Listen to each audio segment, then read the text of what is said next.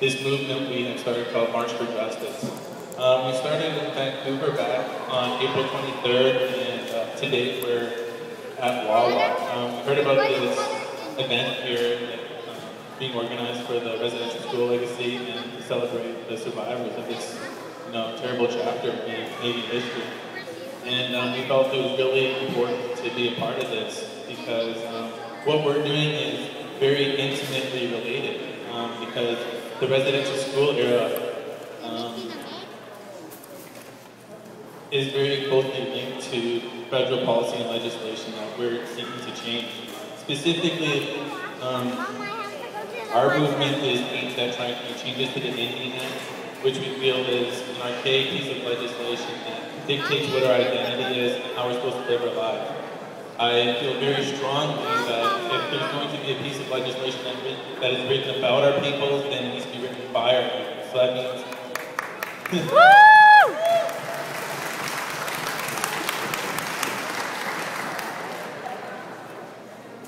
Yeah, so this really means reclaiming our right. It means self-determining our own identity and our ways of being. Also, to try and get legitimate representation in the government, this is a very tricky issue. Right now we have the Department of Aboriginal Affairs, and throughout the history of Canada, there's never been an Aboriginal person. Personally, I don't like the term Aboriginal, just throw that out there, but there's never been an Aboriginal person who has been in charge of this ministry.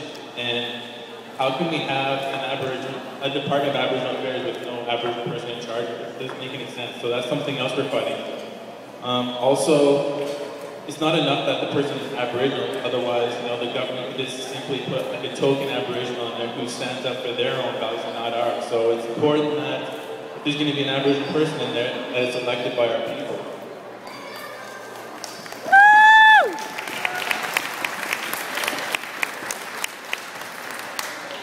In order to make these changes that we're seeking in the policy and legislation that I've been speaking about, we need all your help. And the way to do that is to sign our online petition on gopetition.com.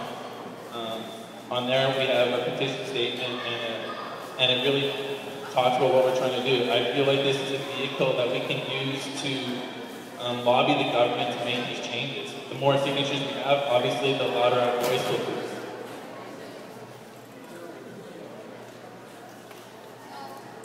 Also, we have a Facebook page, and that's a way to monitor our progress on the march.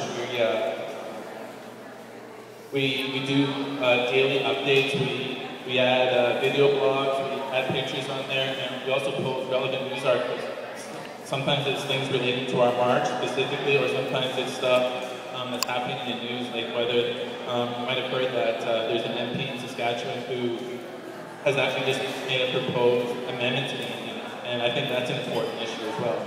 So we just try to keep people up to date on what we're doing and what's going around in this circle of events.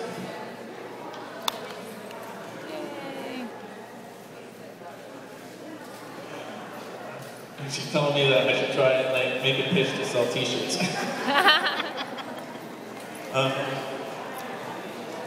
The thing is about this, we need your help to make these changes. So if you sign the petition and you share with your family and friends, and the more people hear about this, the bigger effect we're going to have in Ottawa. And we expect to get in Ottawa on Labor Day, and we're going to have a rally there. And for me, I really want this to be a celebration of culture. I use that term plurally because there's more than one Indigenous culture out there. It's going to be a celebration of Anishinaabe culture, Haudenosaunee, Cree, or Mi'kmaq, whoever shows up. I think it's important to show the diversity of our cultures, and this is really what this is about, reclaiming that identity. And I'll just let